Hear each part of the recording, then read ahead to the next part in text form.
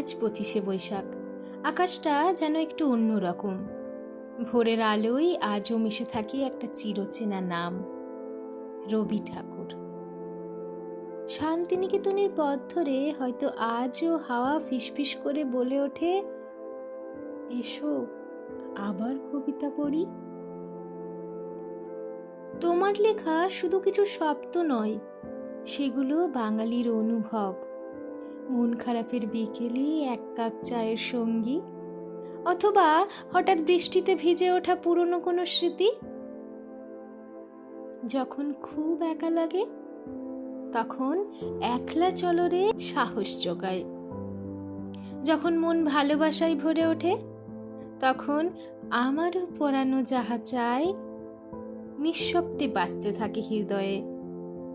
তুমি শিখিয়েছ ভালোবাসা মানে শুধু কাছে পাওয়া নয়, ভালোবাসা মানে অপেক্ষাও। তুমি শিখিয়েছ প্রকৃতির মাঝেও কবিতা লুকিয়ে থাকে, ওই কৃষ্ণচূড়ার রঙে, শিউলির গন্ধে, সন্ধ্যার নরম আলোয়। 25শে বৈশাখ মানেই লাল সাদা শাড়ি, খোপাই ফুল, রবীন্দ্রসঙ্গীতের সুরে ভেসে যাওয়া এক টুকরো বাংলা।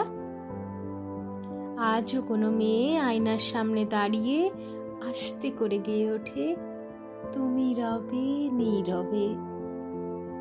আর কোনো ছেলে চুপচাপ জানলার পাশে বসে তোমার কবিতায় নিজের গল্প খুঁজে নেয়। সময় বদলেছে, মানুষও বদলেছে, তবুও তুমি বদলাওনি। আজও বিরহে তুমি, প্রতিবাদেও তুমি, বাংলার প্রতিটা অনুভবে তুমি। তুমি আছো বলেই বাংলা ভাষাটা এতটা সুন্দর, এতটা গভীর, এতটা মায়া ভরা। শুভ 25শে বৈশাখ।